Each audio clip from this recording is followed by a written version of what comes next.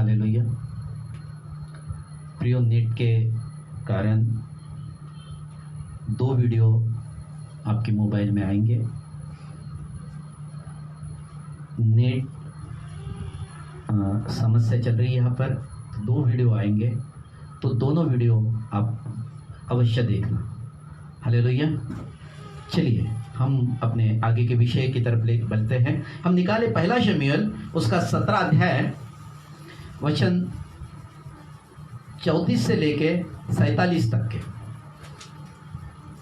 हम यहाँ पर दाऊद के बारे में देखते हैं। गोलियत उसके सामने खड़ा था। शब्दों में कितना प्रभाव होता है, इसके तरफ हम लोग देखने जा रहे हैं कि शब्दों में कितना प्रभाव होता है। दाऊद जब रणभूमि पर था तब उसने कुछ शब्दों का प्रयोग किया, और वो प्रयोग था, हम निकाले 43 वचन से हम इसको देखते हैं। हाँ, पढ़े। दाऊद ने शाऊल से कहा, हाँ, तेरा दास अपने पिता की भेड़ बकरियां चराता था। हाँ, और जब कोई सिंह या भालू झुंड में से मेमना उठा ले जाता, तब मैं उसका पीछा करके उसे मारता और मेमने को उसके मुंह से छिड़ा लेता। और जब वह मुझ पर हमला करता, तब मैं उसके केश को पकड़कर उसे मार डालता था। तेरे दास ने सिंह और भालू दोनों को मारा है, और वह खतना रहित पलिश्ती उनके समान हो जाएगा। आमीन, हालेलुया। उसने वो नहीं देखा कि मैं छोटा हूं, उसने ये नहीं देखा कि मेरी अयोग्यता है, उसने कुछ भी नहीं देखा। उसने केवल परमेश्वर के नाम को क्या किया? ऊंचा किया। हम देख ले 43 वचन। तब पलिश्ती ने दाऊद से कहा, हाँ, क्या मैं कुत्ता हूँ हाँ, कि तू लाठी लेकर मेरे पास आता है? हाँ, तब पलिश्ती अपने देवताओं के नाम लेकर दाऊद को कोसने लगे। हाँ, फिर पलिश्ती ने दाऊद से कहा, हाँ, मेरे पास आ, मैं तेरा मांस आकाश के पक्षियों और वन पशुओं को दे दूंगा। हाँ, दाऊद ने पलिश्ती से कहा, तू तो तलवार और भाला और सांग लिए हुए मेरे पास आता है। तू तो तलवार, भाला और सांग लिए हुए मेरे पास आता है, परंतु मैं सेनाओं के यहोवा के नाम से तेरे पास मैं तो आता हूँ। सेनाओं के यहोवा के नाम से तेरे पास में आता हूँ। हाँ, जो इजरायली सेना का परमेश्वर है, जो इजरायली सेना का परमेश्वर है, और उसी को तूने ललकारा है। और उसी ने तूने क्या किया है? ललकारा है। हालेलुया। तो परमेश्वर दाऊद के साथ में था। दाऊद का परमेश्वर जब दाऊद के साथ में था, तो दाऊद का परमेश्वर उसके शब्दों के द्वारा दिख रहा था। हमें क्या करना है? परमेश्वर को दिखाना है। यीशु मसीह के नाम को बोलकर दिखाना है कि यीशु मसीह मेरे साथ में रहते हैं, वो मेरा परमेश्वर है, वो मेरा उद्धार करता है, मैं उसकी संतान हूं, वो मुझे आशीषित करता है, वो मुझे सामर्थ देता है, वो मेरी प्रार्थना सुनता है। हालेलुया। ये बोलने की आवश्यकता है। मुंह चुप करके आप मत बैठिए।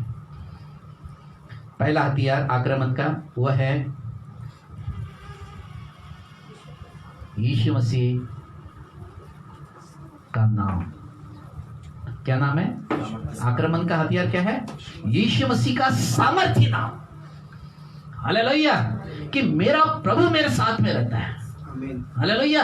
वो मुझे कभी नहीं छोड़ता, वो मुझे हरी हरी चराइयों में लेकर चलता है, मुझे सुखदायी जल के झरनों के पास में लेकर जाता है, मेरी जी में जी लेकर आता है, और मेरी प्रार्थना का हार आमीन उत्तर देता है। उसका सामर्थ्य नाम बोलना है। दाऊद ने बोला, उसने विजय प्राप्त कर ली। हालेलुया। हम भी बोलेंगे और हम भी विजय प्राप्त करेंगे। वो सामर्थ्य नाम हमारे लिए है। सेकंड आक्रमण का हथियार, दूसरा आक्रमण का हथियार यीशु मसीह का लहू। यह सामर्थ्य हथियार है शैतान के गढ़ों को नाश करने के लिए। क्या नाम है? यीशु मसीह का लहू।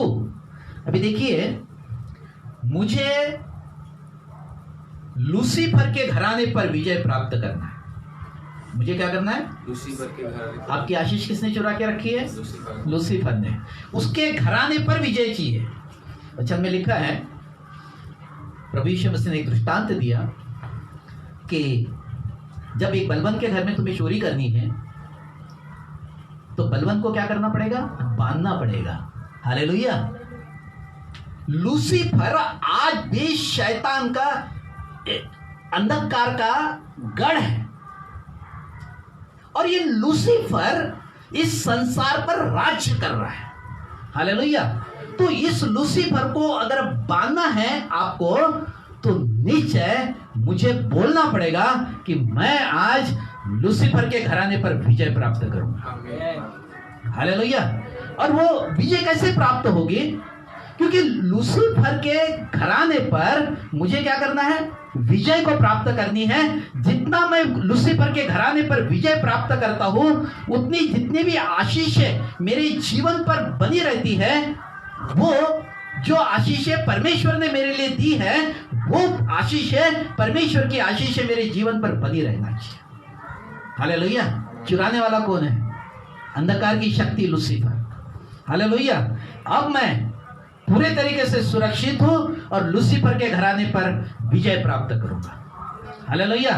और ये बोलना है, और जितना मैं अधिक बोलता हूं कि मैं लूसीफर के घराने पर विजय प्राप्त करूंगा उतना ही परमेश्वर मेरी सहायता करता है। क्योंकि जो सेकंड हथियार है मेरे पास में वो है यीशु मसीह का सामर्थ्य लहू। जब मैं यीशु मसीह के सामर्थ्य लहू के द्वारा जब बोलता हूं कि मैं तुझे यीशु मसीह के नाम से बांध देता हूं, यीशु मसीह के लहू में तुझे बांध देता हूं, तो निश्चय मैं विजय प्राप्त करता हूं। हालेलुया। यीशु मसीह का लहू एक सामर्थ्य लहू है। जैसे कि वचन में लिखा है, पहला पत्रस पहला अध्याय वचन 18 और 19, इस वचन को निकाले। पहला पत्रस पहला अध्याय 18 और 19 वचन को हम लोग पढ़ने वाले हैं। पढ़े।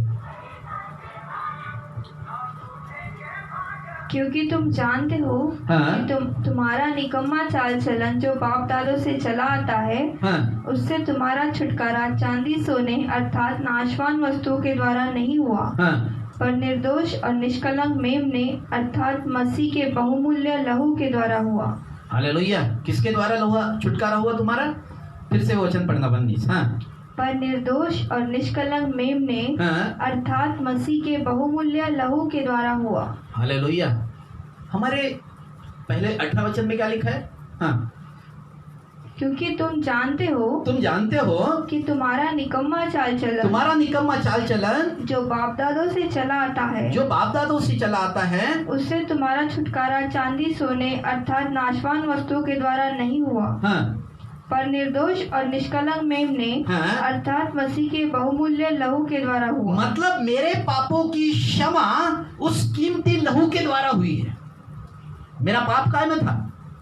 मेरा पाप मेरे बॉडी के अंदर में, मेरे कीमती लहू के अंदर में था, और ये लहू के लिए एक ऐसा शुद्ध लहू चाहिए था, एक ऐसा निष्कलंक मेमने का लहू चाहिए था। वो जो यीशु मसीह है, यीशु मसीह ने अपना कीमती लहू बहाने के कारण आज जबकि मैं बोलता हूं कि प्रभु मैं पापी हूं, तेरे लहू के द्वारा तू मुझे शुद्ध कर, तो निश्चय मेरी पापों की क्षमा और मुझे उद्धार का जीवन मिलता है।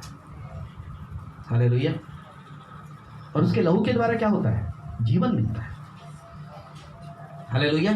हम उसके लहू का नाम नहीं लेते, बहुत बार प्रभु यीशु का तो नाम लेते हैं, लेकिन लहू का भी नाम लेना चाहिए। मैं बोलता हूं प्रभु यीशु के लहू की जय हो। आमीन। वो शुद्ध लहू है। हालेलुया।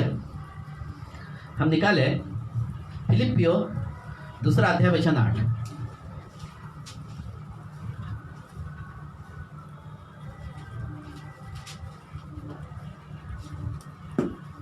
और मनुष्य के रूप में प्रकट होकर अपने आप को दीन किया। मनुष्य के रूप में प्रकट होकर अपने आप को दीन किया, और यहाँ तक आज्ञाकारी रहा कि मृत्यु क्रूस की मृत्यु भी सह ली। हालेलुया। इतना आज्ञाकारी रहा कि उसने क्रूस की मृत्यु सहकर हम सबको क्या किया? स्वतंत्र किया। उसने क्रूस पर क्या किया? अपना कीमती लहू बहा दिया। आज हम जो स्वतंत्र है वो यीशु मसीह के पवित्र लहू के कारण है। वो किसी मनुष्य का लहू नहीं था, वो किसी मनुष्य की संतान नहीं था, वो तो पवित्र आत्मा के द्वारा मरियम के अंदर में यीशु मसीह आए थे। हालेलुया। और उसके कारण आज वो सबसे पवित्र लहू था, वो शुद्ध लहू था, इसलिए आज हम यीशु मसीह के लहू के द्वारा पापों की क्षमा और उद्धार का जीवन प्राप्त करते हैं। आमीन। हालेलुया। ये लहू में कितनी सामर्थ है। आज हम एक उदाहरण पुराने नियम का देखते हैं। हम निकाले निर्गमन 12 अध्याय,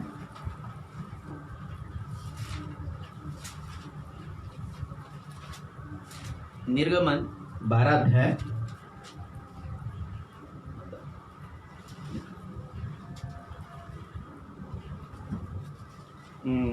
उसका 12 अध्याय वचन 7 से पढ़ना बेटा। तब वे उसके लहू में से कुछ लेकर जिन घरों में मेमने को खाएंगे उनके द्वार के दोनों अलंगों और चौखटों के सिरों पर लगाए। हाँ। और वे उसके मांस को उसी रात आग में भूनकर अख़मीरी रोटी और कड़वे साग पात से खाए। उसको सिर, पैर और आंतड़ियों समेत आग में भूनकर खाना, कच्चा या जल में कुछ भी पका कर न खाना, और उसमें से कुछ भी सवेरे तक न रहने देना। और यदि कुछ सवेरे तक रह भी जाए तो उसे आग में जला देना। और उसके खाने की यह विधि है, कमर बांधे, पाँव में जूती पहने और हाथ में लाठी लिए हुए उसे फुर्ती से खाना।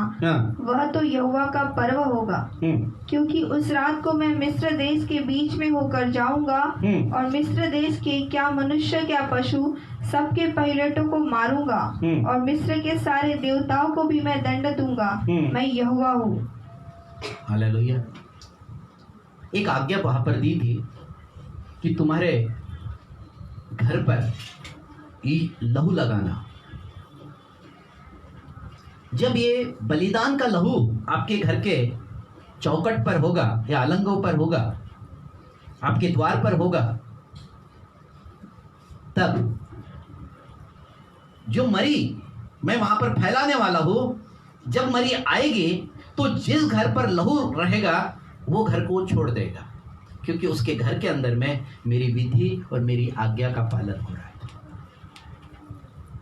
आज भी यीशु मसीह का लहू उस घरों पर है जो यीशु मसीह की वाचा को स्मरण करते हैं, आज्ञा का पालन करते हैं, प्रतिदिन प्रार्थना का जीवन बिताते हैं। उसके घर पर यीशु मसीह का लहू दिखता है, वो घर पर कोरोना नहीं आएगा। मरी तो रहेगी लेकिन मैं सुरक्षित हूं। मैं लूसीफर के घर पर विजय प्राप्त करूंगा। मैं सुरक्षित हूं क्योंकि मेरे साथ परमेश्वर है। हालेलुया। आमीन। तो निश्चय मुझे लूसीफर के घराने पर जय प्राप्त करनी है, विजय प्राप्त करनी है। हालेलुया। और ये जरूरी है, जो व्यक्ति परमेश्वर की आज्ञा का पालन करता है हमेशा उसके घर पर लहू रहता है। आमीन। और लहू में विजय है। लहू में क्या है? जय है। यह है दूसरा हथियार मेरे लिए कि यीशु मसीह का पहला नाम था, सेकंड यीशु मसीह का लहू था। हालेलुया। अब तीसरा हथियार हम देखने जा रहे हैं। आमीन। और ये तीसरा हथियार है, हम निकाले मत्ती उसका 20 अध्याय, मत्ती 17 अध्याय उसका 20 और 21 वचन।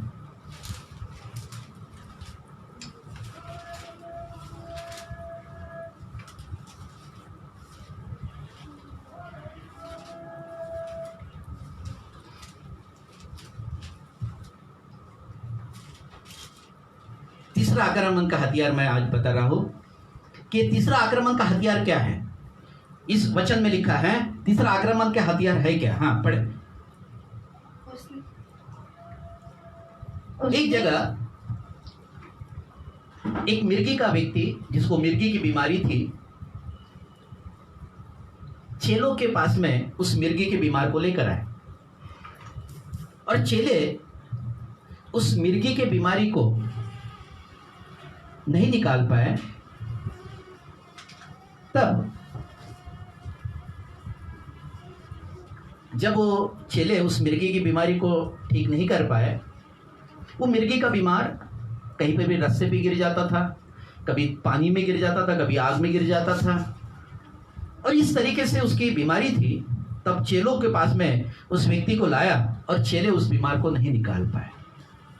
तब हम देखते हैं वचन 20। हाँ, उसने उनसे कहा, हाँ, अपने विश्वास की घटी, यीशु मसीह ने क्या कहा? यीशु मसीह ने कहा, हाँ, अपने विश्वास की घटी के कारण, हाँ, क्योंकि मैं तुमसे सच कहता हूँ, हाँ, यदि तुम्हारा विश्वास राई के दाने के बराबर भी हो, हाँ, तो इस पहाड़ से कह सकोगे, हाँ, यहाँ से सरक कर वहाँ चला जा, हाँ। तो वह चला जाएगा। इसका मतलब कि मेरी प्रार्थना विश्वास को बनाती है, विश्वास को बढ़ाती है। मेरा प्रार्थना का जीवन एक काम करता है कि मेरे विश्वास को बढ़ाता है।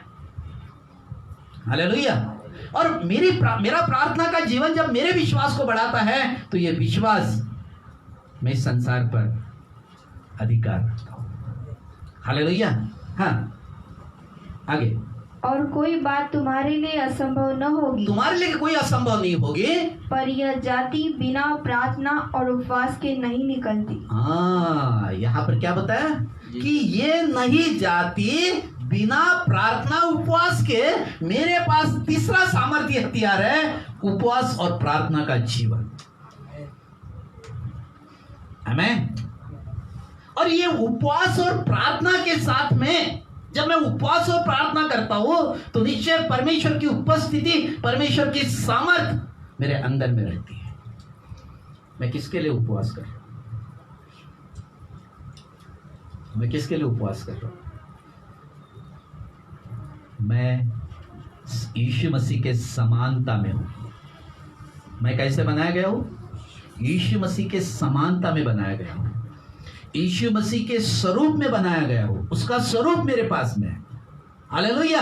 जब यीशु मसीह प्रार्थना का जीवन बिताते थे, अब मुझे भी प्रार्थना का जीवन बिताना है। वो जब उपवास करते थे तो मुझे भी उपवास करना है ताकि मैं सामर्थ्य बनते चले जाऊं। हालेलुया।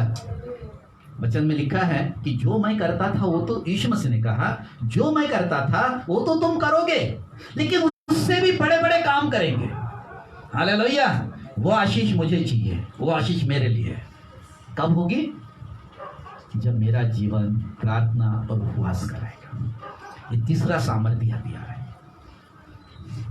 आमीन। पहला पत्रस 2 अध्याय वचन 2 से लेकर 3 तक।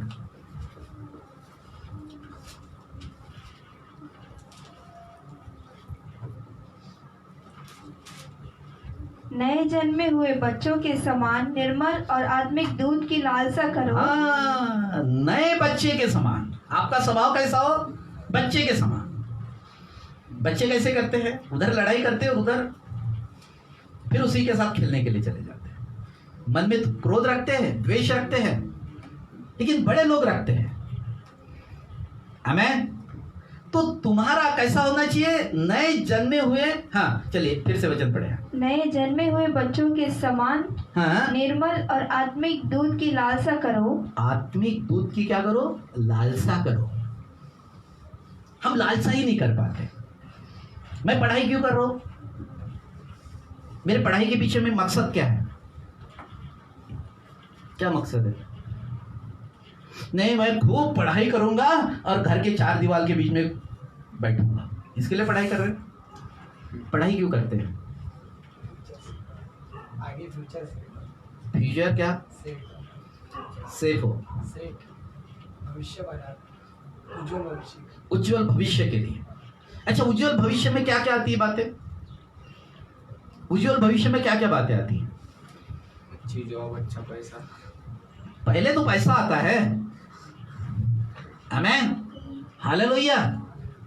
अगर उसके साथ छेड़छाड़ करने की कोशिश की पढ़ाई के साथ में, तो क्या होगा? आपका उज्जवल भविष्य डिस्टर्ब हो जाएगा, गड़बड़ी में आ जाएगा। हालेलुया। जो काम जिस समय करना है उस समय वो अगर काम करते हो तो आपका भविष्य उज्जवल रहेगा। पढ़ाई के समय पढ़ाई, विवाह के समय विवाह, नौकरी के समय नौकरी, और जो भी काम करना है। नहीं तो मैं पढ़ाई के साथ साथ एक लड़की के साथ में प्रेम पूरा कर रहा हूं, होगा क्या? होगा क्या? आपकी पढ़ाई डिस्टर्ब हो जाएगी। या जब सर्विस करना है तब मैं पढ़ाई कर रहा हूं, क्या होगा? भाई पढ़ाई करने के लिए समय तो देना पड़ेगा। अब मेरा समय है कि मैं नौकरी कर रहा हूं, तो मैं नौकरी ही करूं। जो जिस समय काम करना है वो उस समय जब काम करते हैं, क्योंकि मेरे पास में लिमिटेड जीवन है, थोड़ा सा जीवन है, और वो थोड़े से जीवन को अच्छे से मैं संभालूं। इधर की बातें उधर होती, उधर की बातें उधर होती, हो गया आपका जीवन डिस्टर्ब हो गया। जो जिस समय करना है उसी समय उसको करें, जैसा परमेश्वर की अगुवाई होती है वैसा करें, ताकि हम आशीषित होते चले जाए। परमेश्वर आपके बिखरे हुए जीवन को एक साथ में जोड़ने चले जाएगा परमेश्वर। हालेलुया। और इसलिए हमें क्या करना है? फिर से वचन पढ़े हो, हाँ 2 वचन। नए जन्मे हुए बच्चों के समान हाँ। निर्मल आत्मिक दूध की लालसा करो, हाँ। ताकि उसके द्वारा उद्धार पाने के लिए बढ़ते जाओ। हालेलुया। अभी मैं देखता हूं मोबाइल, एक नशा चढ़ गई है लोगों को। मेरे को तो लगता है वो शराब की एक नशा या और कोई नशीली चीज का सेवन वो व्यक्ति कर रहा है ना, उसकी तो छूट जाएगी, लेकिन मोबाइल की जो नशा है ना, लोगों के दिमाग से उतर नहीं पा रही। माता पिता बहुत परेशान है, ऐसे ऐसे गेम्स आ गए उसके अंदर में। आमेन, हालेलुया। और अभी तो फिर खुला ही हो गया, पढ़ाई ऑनलाइन हो गई। आमेन। उसका इस्तेमाल उतना ही करो जितना उसके साथ में करना चाहिए। हालेलुया। नहीं तो आपके पूरे व्यक्तित्व में बदलाव की तरफ आ जाएगा, आपका जीवन अस्त व्यस्त कर देगा शत्रु, क्योंकि वो आपका पीछा कर रहा है। वो देख रहा है कि इसका जीवन कैसा अस्त व्यस्त हो जाता है, वो देख रहा है कि उसके जीवन के ऊपर में मैं कैसे अधिकार रखूं, वो देख रहा है कि इसको कैसे मैं नाश करूं। उसको एक ही जगह लेकर जाना है। परमेश्वर हमारे लिए अनंत जीवन लेकर आया, शैतान उसको नरक में लेकर जाना चाहता है। बस उसका एक ही रास्ता है, उसको एक ही काम करना है कि हमको वो इस तरीके से अस्त व्यस्त जीवन करके, परमेश्वर से दूर करके उसको नरक में लेकर जाए। हमें हमारा उपवास और प्रार्थना का जीवन परमेश्वर के करीब में लेकर जाता है। हालेलुया। उसका स्वभाव हमारे अंदर में आ जाता है, उसकी समानता हमारे अंदर में आ जाता है, उसका अभिषेक हमारे अंदर में आता है। और वो अभिषेक करेगा क्या? हम स्वर्गदूतों का भी न्याय करने वाले हैं। हालेलुया। उसका जब अभिषेक आता है तब यीशु मसीह को वो लहू बहने वाली स्त्री उसके वस्त्रों को छुआ और वो क्या हो गई? चंगी हो गई। वैसे ही मेरे अंदर में अभिषेक जब बहेगा, जब मैं बीमार को बोलूंगा चंगा हो जा तो चंगा हो जाएगा, दुष्ट आत्मा को बोलूंगा निकल यहां से तो निकल जाएगी। वो बहेगा आपके अंदर में से। हालेलुया। उसको बहने दीजिए, वो बहने के लिए आया है, वो एक जगह रुकने के लिए नहीं आया है। जितना आप परमेश्वर के पीछे चलोगे ना, उतनी सारी संसार की चीजें आपके पीछे चलेगी। पर तो आप जब परमेश्वर के पीछे नहीं चल पा रहे तो संसार की चीजें आपके पीछे नहीं आ रही, आप उसके पीछे भाग रहे हैं। ये बहुत बड़ा महत्व है। हम संसार की चीजों की तरफ भाग रहे हैं। हमें संसार की चीजों की तरफ नहीं भागना है, मुझे परमेश्वर की तरफ देखना है। परमेश्वर मुझे क्या बोलता है, मुझे परमेश्वर के साथ चलना है, तो संसार की चीजें आपके पीछे पीछे आएंगी। बहुत बार पैसे के लिए हम लोग ये करते हैं। आप पढ़ाई तो कर रहे हैं, लेकिन आपका प्रार्थना का जीवन टूटा हुआ है। पढ़ाई में तो ऊंचे लेवल पर आ गए, लेकिन आपका प्रार्थना का जीवन कमजोर हो गया, आपकी पढ़ाई आपके कोई काम में नहीं आएगी। सरकार की तरफ मत देखिए कि मुझे अच्छा जॉब दे देगी, वो अभी तो रेलवे में से 30% लोगों को निकाल दिया। हमें मेरा परमेश्वर मुझे सब कुछ दे सकता है। हालेलुया। बोलिए मेरा परमेश्वर मेरा परमेश्वर मुझे जब मैं प्रार्थना का जीवन बिताता हूँ, जब मैं प्रार्थना का जीवन बिताता जब मैं उपवास का जीवन बिताता हूँ, हूँ, उपवास का जीवन बिताता तो संसार की सारी हूँ, आशीषें तो संसार की सारी आशीष मेरे पीछे पीछे आएगी, मेरे पीछे पीछे आएगी। क्योंकि मैं अधिकारी हूँ क्योंकि मैं अधिकारी हूँ, और मैं यहाँ पर राज्य करूंगा। मैं यहाँ पर राज करूँगा। आमीन, आमीन। हालेलुया। हालेलुया। क्योंकि परमेश्वर की आशीष अगर आपको प्राप्त करनी है तो निश्चय आपको जीवन प्रार्थना का बनाना पड़ेगा। अब एक वचन पढ़ेंगे, निर्गमन 22 अध्याय उसका 20 वचन।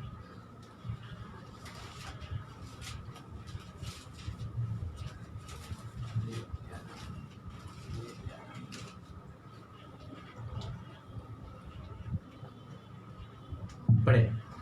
और यहोवा सीने पर्वत की चोटी पर उतरा हाँ, और मूसा को पर्वत की चोटी पर बुलाया। किससे बुलाया? किसने बताया? बुलाया। मूसा पर्वत पर चढ़ा और परमेश्वर ने मूसा को बुलाया। हाँ, और मूसा ऊपर चढ़ गया। मूसा ऊपर चढ़ गया। तब यहोवा ने मूसा से कहा, तब यहोवा ने मूसा से कहा, नीचे बस मेरा जीवन प्रार्थना का जीवन होगा तो परमेश्वर मुझसे बातें भी करेगा। वो मूसा से बातें करता था, वो मुझसे भी बातें करेगा। हालेलुया।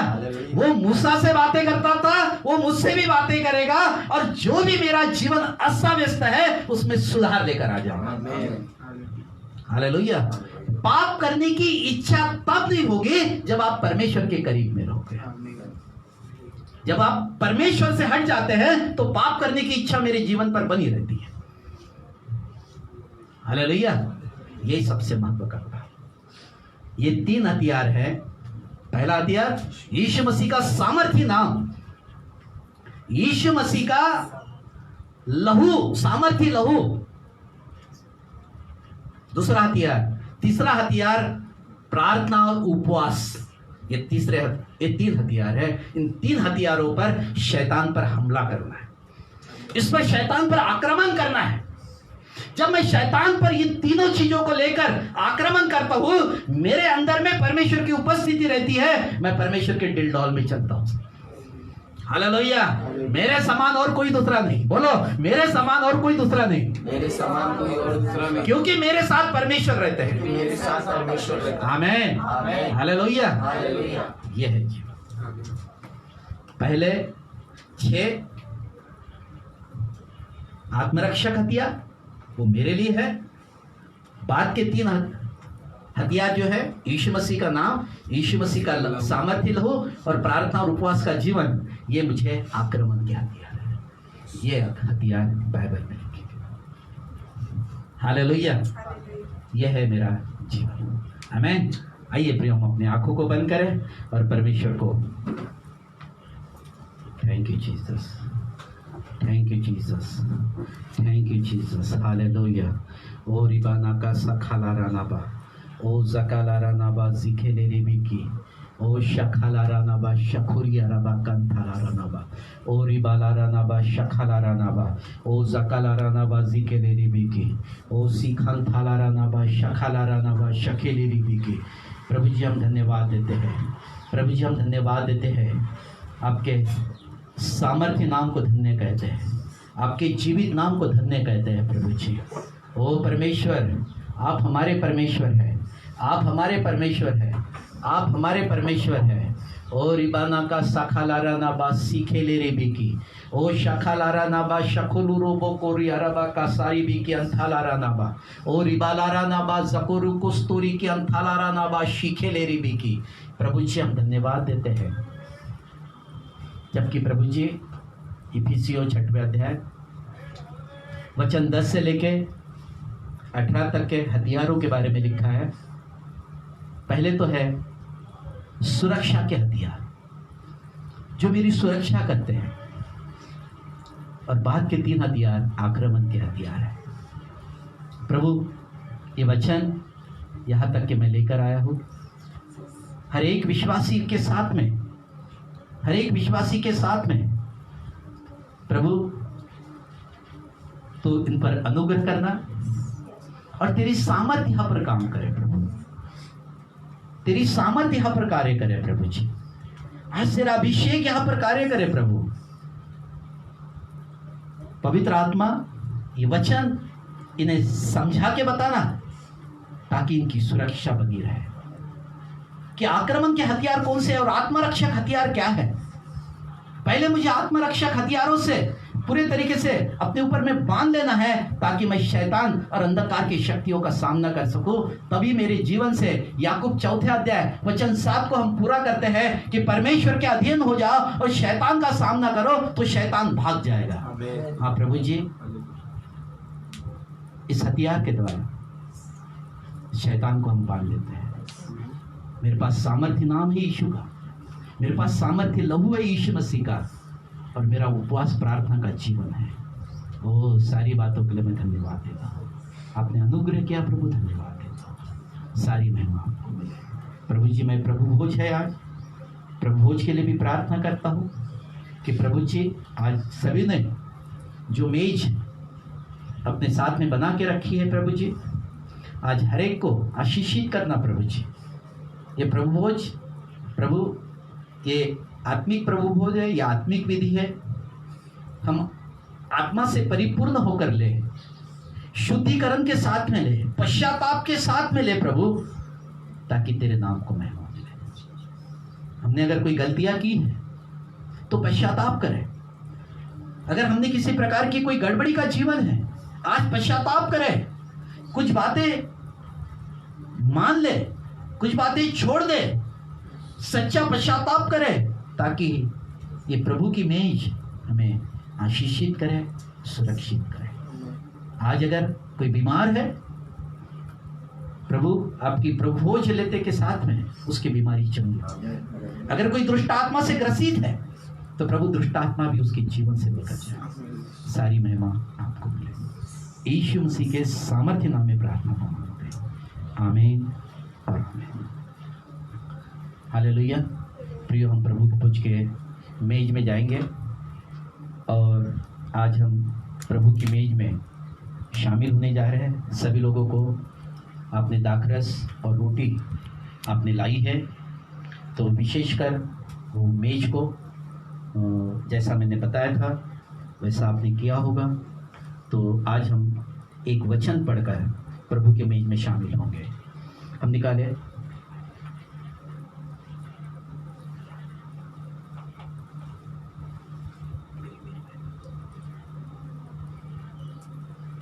निकाले पहला कुरिन्थियों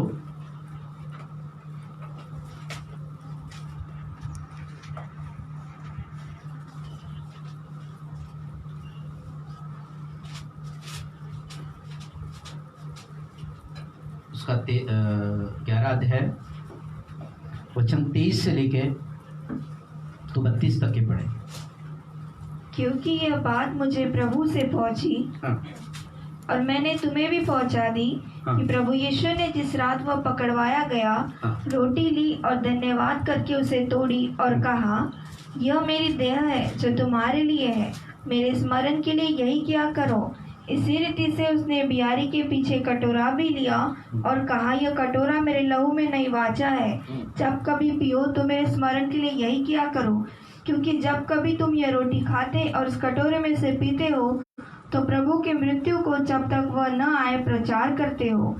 इसलिए जो कोई अनुचित रीति से प्रभु की रोटी खाए या उसके कटोरे में से पिए, वह प्रभु की देह और लहू का अपराधी ठहरेगा। इसलिए मनुष्य अपने आप को जांच ले और इसी रीति से इस रोटी में से खाए और इस कटोरे में से पिए। क्योंकि जो खाते पीते समय प्रभु की देह को न पहचाने, वह इस खाने और पीने से अपने ऊपर दंड लाता है। इसी कारण तुम में बहुत से निर्बल और रोगी है और बहुत से सो भी गए। यदि हम अपने आप को जांचते तो दंड न पाते, परंतु प्रभु हमें दंड देकर हमारी ताड़ना करता है, इसलिए कि हम संसार के साथ दोषी न ठहरे। आमीन। आज हम इस वचन के द्वारा प्रभु की मेज में शामिल हो गए। आइए हम प्रार्थना करते हैं। हम एक प्रार्थना करते हैं।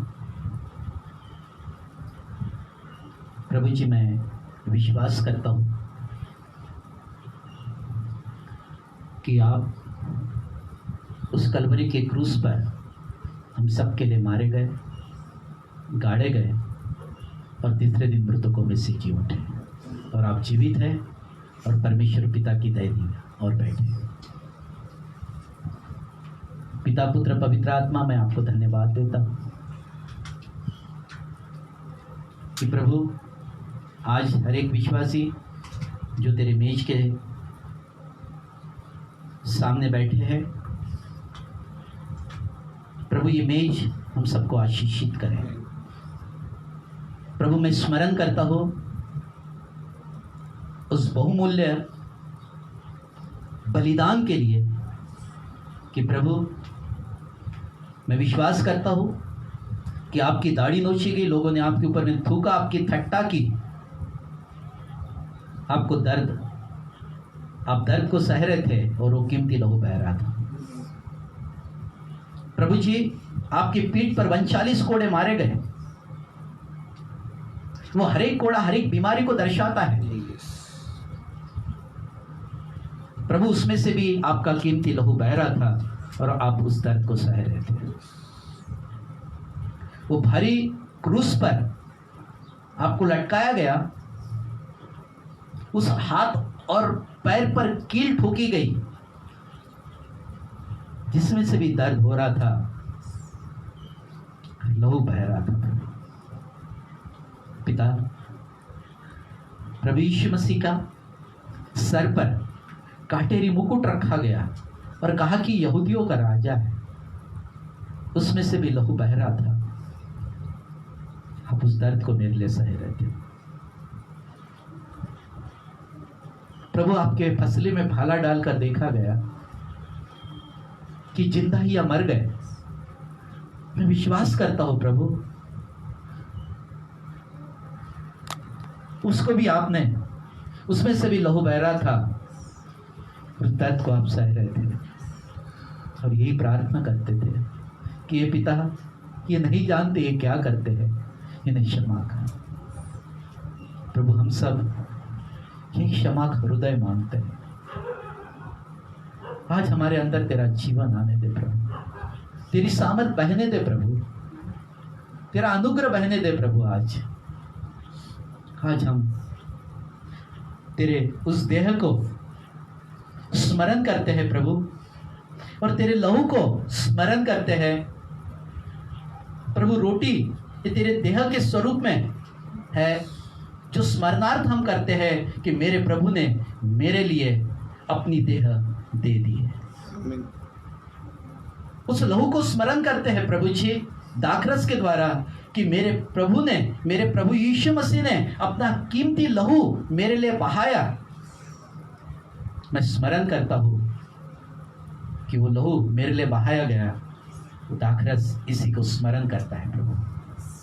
प्रभु आज मैं तेरे देह में और तेरे लहू में एक होना चाहता हूँ, तो मेरी सहायता कर, मेरी मदद कर प्रभु। हम सब जितने भी लोग आज सुन रहे हैं, सभी की सहायता कर प्रभु, उन पर अनुग्रह कर कि वो सच्चे हृदय से, सच्चे पश्चातापी मन से इस मेज में शामिल हो। उन पर अनुग्रह कर प्रभु। सारी बातों के लिए धन्यवाद। अनुग्रह करने के लिए मसीह के सामर्थ्य नाम में प्रार्थना को मांगते हैं, आमीन और आमीन। प्रियो, आप सभी लोग पश्चाताप करें और ये समय रहेगा पश्चाताप करने का। 1 मिनट का समय होगा। जो भी गलतियां आपने की है या जो भी चीजें छोड़नी है वो छोड़ दे, जो पकड़े रहना है वो पकड़े रहे, और पश्चाताप करते हुए शुद्ध हृदय से आज प्रभु की मेज में शामिल हो जाइए। प्रभु की मेज आपको आशीषित करेगी। हर एक को पश्चातापी मन दे, हर एक को पश्चातापी मन दे प्रभु। हर एक व्यक्ति पश्चाताप करे। सारी बातों के लिए तुझे धन्यवाद देते हैं, अनुग्रह के लिए धन्यवाद देते हैं, दया के लिए धन्यवाद देते हैं, आदर महिमा तुझे देते हैं। छू ले पवित्र, स्पर्श कर पवित्र, तेरे लहू के द्वारा शुद्ध कर प्रभु, उन्हें धोकर शुद्ध कर प्रभु जी। यीशु मसीह के नाम से हमें और आमीन। आइए प्रियो, मैं प्रभु की मेज में आपने एक बॉल में रोटी ली होगी और एक कटोरे में दाखरस लिया होगा, एक ग्लास में दाखरस लिया होगा। हम इसको लेते हैं। आमीन।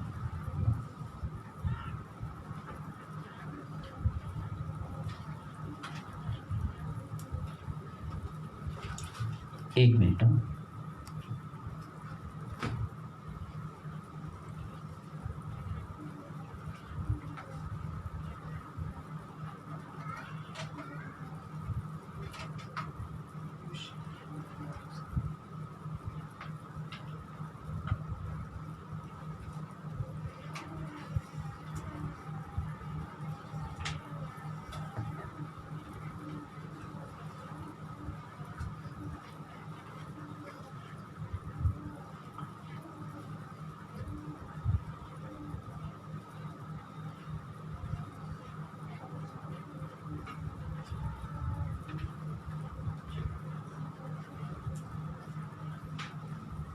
आइए प्रिय, हम लोग प्रभु की मेज में शामिल होने जा रहे हैं।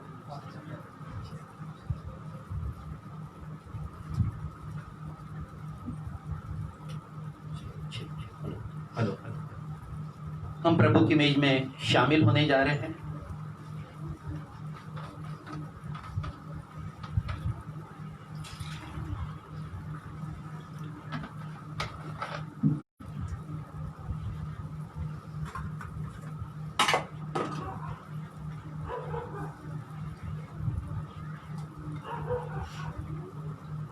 इस रोटी को इस तरीके से तोड़ दे।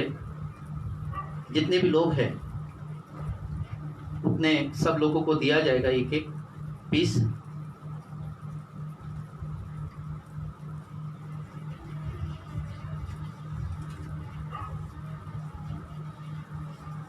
इस रोटी को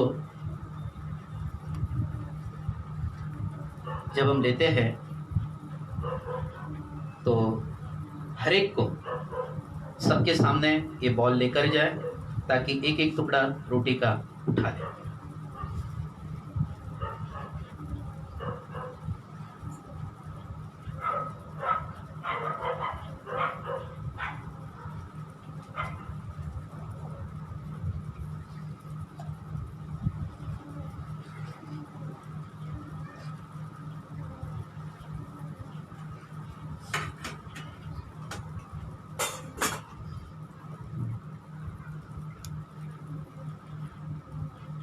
आप सबने रोटी अपने हाथ में ली होगी।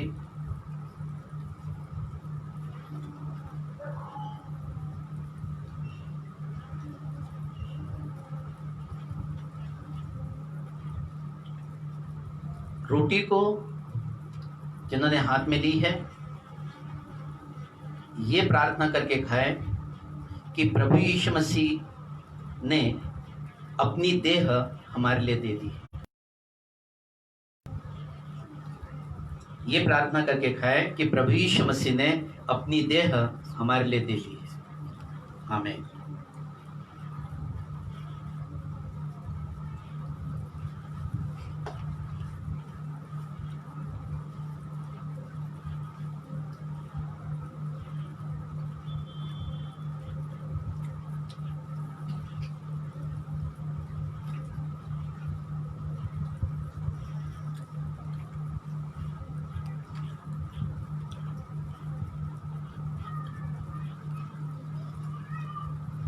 अपने हाथ में जब रोटी हमने ले लिया है,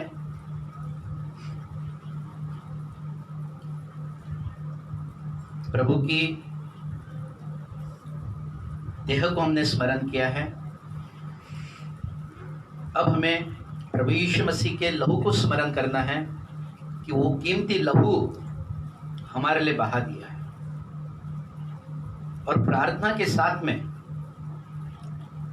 इस दाखरस को ले और ये स्मरण करते हुए ले कि यीशु मसीह ने हम सबके पापों के लिए अपने कीमती लहू को बहा दिया ताकि हमें उद्धार, हमारा उद्धार हो और हमें अनंत जीवन प्राप्त हो। हालेलुया। तो नीचे एक कपड़ा हाथ में रखे, एक ग्लास हाथ में रखे, एक रुमाल हाथ में रखे और एक प्याले के अंदर में दाखरस अपने हाथ में रखे। और जैसा मैं एक को दे रहा हूं, ये प्याला उस तरीके से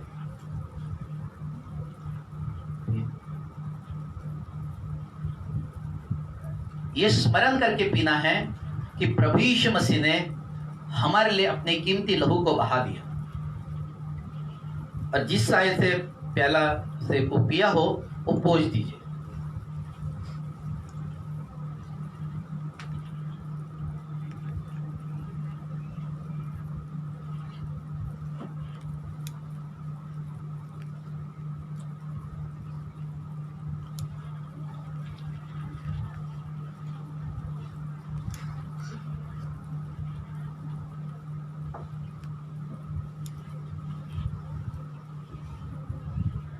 स्मरण करके पिए कि यीशु मसीह ने अपना कीमती लहू हमारे लिए बहा दिया है।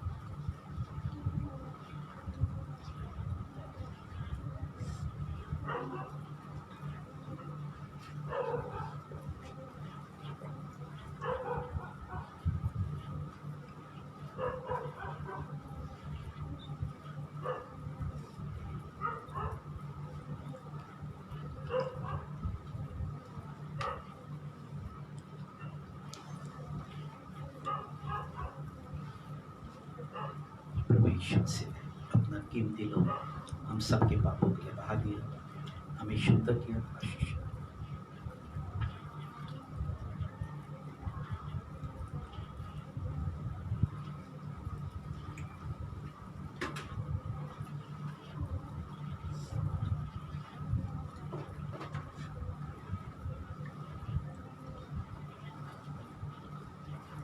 हालेलुया।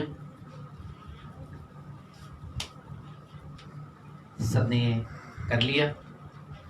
अगर आपने किया है तो हाँ बोले। हाँ।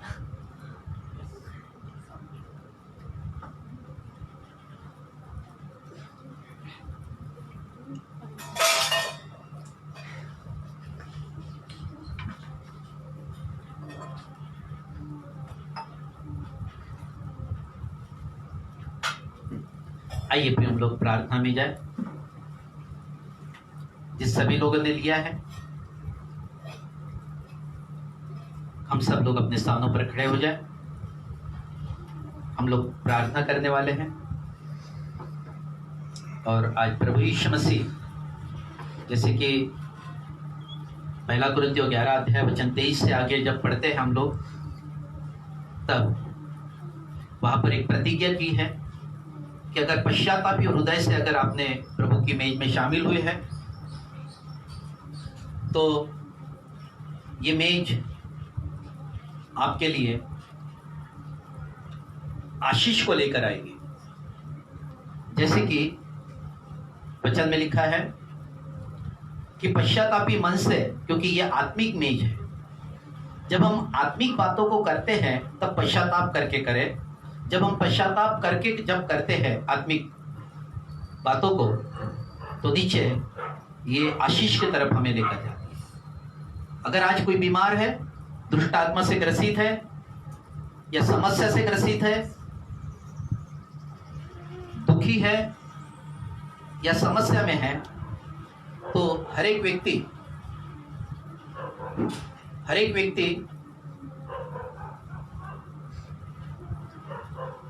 हम ये प्रार्थना करते हैं कि प्रभु ये मैं प्रार्थना करें। आप लोग अपने स्थानों पर सब लोग खड़े हो जाए और हम लोग प्रार्थना में जाए। प्यारे पिता, हम धन्यवाद देते हैं आज के उस सुंदर समय के लिए, दिन के लिए और आपकी प्रिय उपस्थिति के लिए। प्रभु तेरा अनुग्रह हम पर बना है, तेरी आशीष हम पर बनी है, तेरी सामर्थ हम पर बनी है। प्रभु विशेषकर प्रभु जो तेरी वाचा थी, जो तेरी आज्ञा थी, आज हमने इस मेज में पूरी अपनी भेंटें देते हैं। विशेषकर प्रभु जी उनके ऊपर में दुगनी आशीष इन दिनों आने दे प्रभु। इस कोरोना के कारण उनके घर में किसी प्रकार की भली वस्तु की कमी घटी न होने पाए। मैं यीशु के नाम से उनके धन पर तेरी आशीष को रिलीज करता हूँ, उनके घर के खत्ते और भंडारों पर तेरी आशीष रिलीज करता हूँ, और तमाम सारी अंधकार की शक्तियों को आज्ञा देता हूँ कि उनके घरों से छोड़कर चली जाए। इनके पैसों पर तेरी आशीष को रिलीज करता हूँ। जो लोग नौकरियां करते हैं, प्राइवेट नौकरी करते हैं, मोल मजदूरी करते हैं, खेतों में काम करते हैं, खेत और खलियान जिनके हैं, प्रभु उन सभी पर तेरे अनुग्रह का हाथ इन पर बना रहे प्रभु जी। उन खेतों पर तेरा अनुग्रह का हाथ बना रहे प्रभु।